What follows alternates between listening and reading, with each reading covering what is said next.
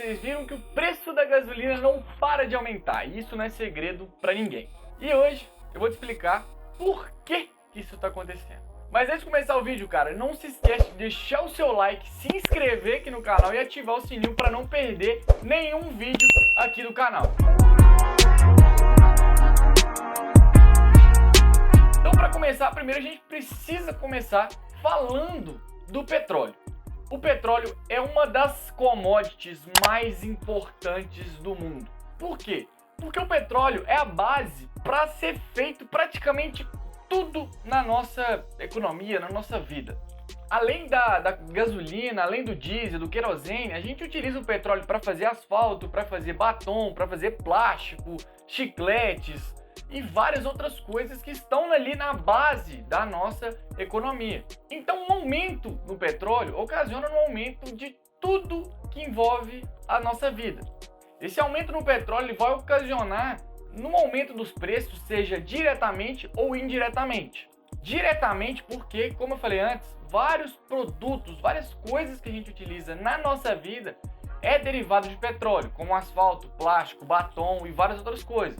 E indiretamente pelo aumento do preço dos combustíveis. Uma vez que a gente tem um aumento do preço dos combustíveis, fica mais caro transportar esses materiais de um local para o outro. Então a gente tem um aumento sim na hora do transporte que vai ser repassado no preço do produto final.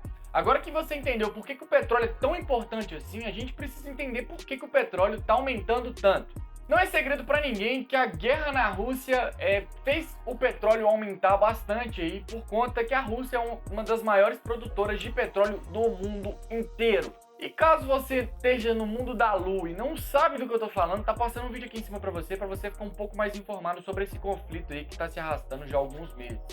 Mas a gente precisa voltar um pouquinho antes no tempo e começar lá do início pra gente começar a entender um pouco mais ali desse aumento realmente. No início de 2020, a gente sabe que veio a pandemia aí do coronavírus que assolou o mundo inteiro e por conta disso as pessoas passaram a viver um estilo de vida remoto. Esse estilo de vida fez com que as pessoas ficassem em casa, trabalhassem em casa, estudassem em casa, fizessem tudo de dentro da sua casa. Então, uma vez que essas pessoas estavam ficando em casa, não havia necessidade delas se deslocarem pela cidade. Então, elas não abasteciam seus carros.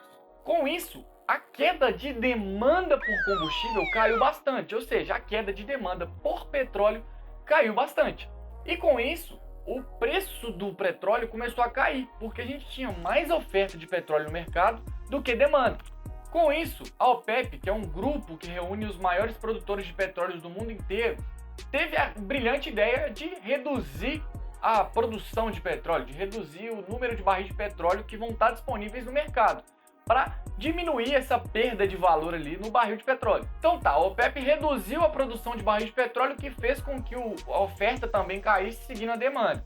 E com isso o preço começou a se normalizar, mas ainda com bastante queda, porque a demanda estava só diminuindo. Aqui no finalzinho de 2020 para o início de 2021 começaram algumas medidas flexivas em que a economia começou a voltar a girar e as pessoas começaram a sair de casa novamente, juntamente também com a vacina.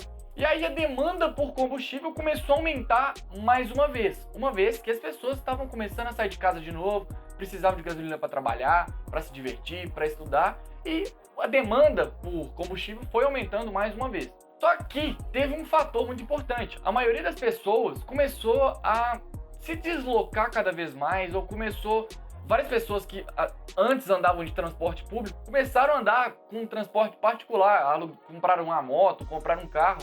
Isso não só no Brasil, como no mundo todo. Se deve por conta ali do medo de um novo vírus começar a se alastrar, ou também por conta do medo do coronavírus. Essas pessoas preferiam não correr o risco de estar aglomerando ali no transporte, e com isso aumentou a demanda, aumentou o preço aí dos carros, né, que a gente viu, o preço dos automóveis subindo cada vez mais. Então, com essa demanda de carros aumentando, é normal que a demanda por combustíveis também aumente. Uma vez que a gente tem mais carros circulando, a gente vai ter uma demanda por combustível cada vez maior. O quê? De combustível. De quê? Combustível. De quê? Combustível! Ah, se lascar, caralho. Então, a demanda por combustível começou a crescer aceleradamente.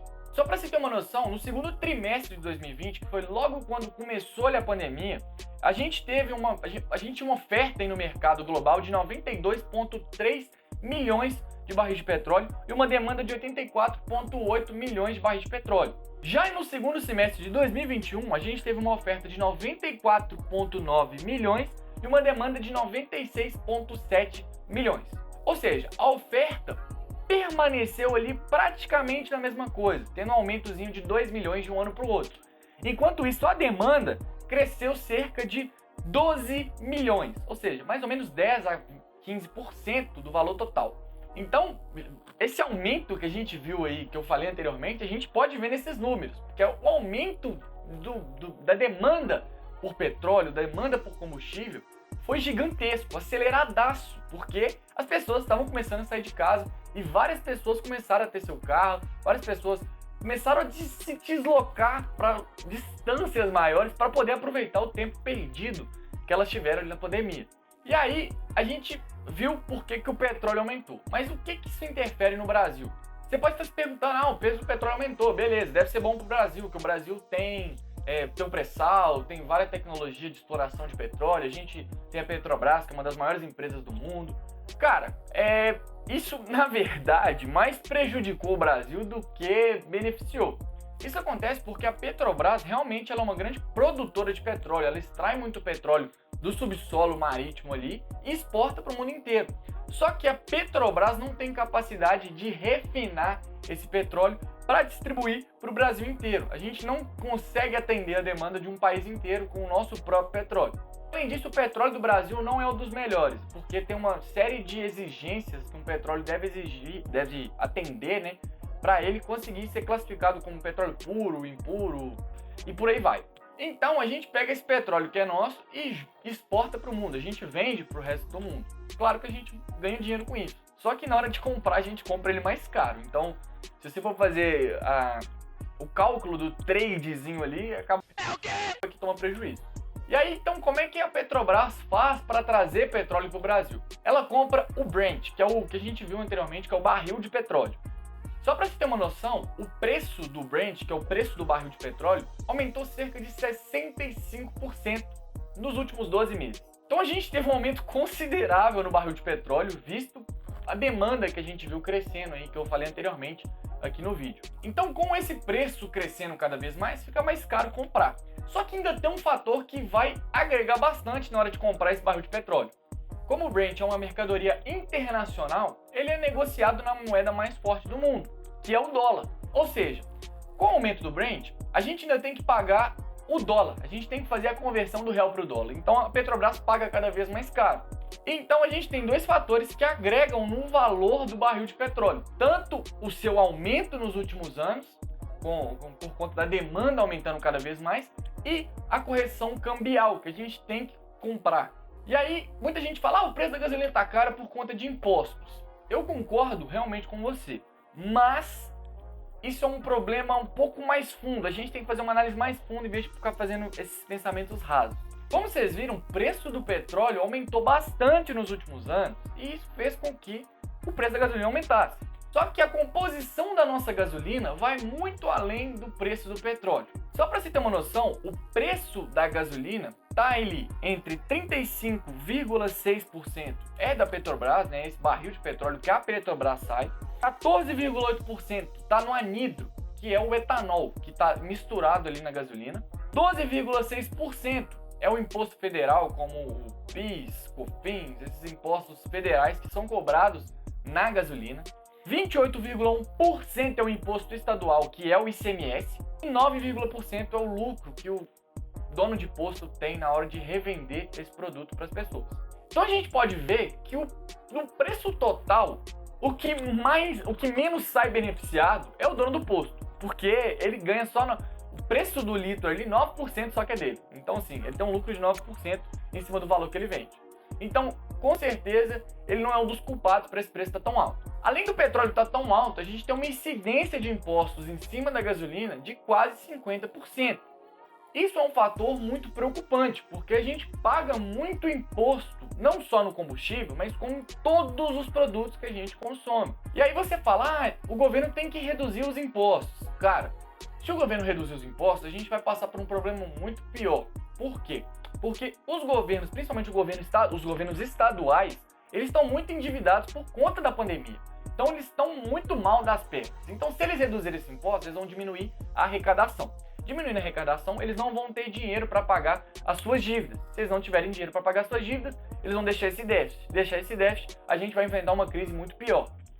E morreu. A solução que esses governos teriam que aderir seria reduzir gastos. Mas a gente sabe que a máquina do governo no Brasil, tanto estadual quanto federal, é algo que é cada vez maior. É funcionário fantasma, é funcionário que, tipo assim, não tem necessidade alguma. Aí é um problema estrutural e não um problema atual. Pensando a curto prazo, a gente não tem solução nenhuma para esse aumento da gasolina. A única solução seria a gente tentar reduzir aí o preço do câmbio. Mas isso vem acontecendo nos últimos tempos, só que ainda é algo que a gente tem que trabalhar mais. A longo prazo, lógico que é reduzir esses impostos sobre a gasolina e tentar aumentar, tentar produzir refinarias. A gente ainda teve 3 obras paradas de refinarias durante o governo Lula que não foram concluídas. Talvez se essas obras fossem concluídas, a gente poderia estar refinando esse petróleo e distribuindo ele para dentro do nosso próprio país e pagando um preço menor no litro de gasolina. E aí você vai pensar, beleza, você falou de gasolina, mas por que o preço do etanol está subindo tanto? Cara, o etanol ele não é derivado de petróleo. Só que a gente tem que entrar na lei da oferta e da demanda, igual eu falei lá atrás. Lá em 2008, por lei, todos os carros produzidos ali, todos os carros populares no Brasil, praticamente todos são flex. Então, esses carros são tanto movidos a gasolina quanto movidos a álcool. Ou seja, você pode optar na hora que você for abastecer em colocar álcool no seu carro ou colocar gasolina. E aí, com o aumento da gasolina subindo bastante, as pessoas não são bobas, elas vão começar a optar um pouco pelo etanol. Só que, com a demanda de etanol crescendo e a oferta permanecendo a mesma, é normal que o preço suba. Só que tem um fator que prejudicou cada vez mais. Parece que foi tudo encaminhado para dar errado no mesmo período. Nos últimos 2 anos, o Brasil teve uma queda significativa na produção de cana-de-açúcar, que é componente básico para a produção de etanol. Então, a gente teve um aumento de quase 50% no preço do etanol. E além disso, o anidro, que a gente falou que é composto da gasolina, que a gente usa para estar fabricando a gasolina, também teve um aumento de 57% durante o ano de 2021.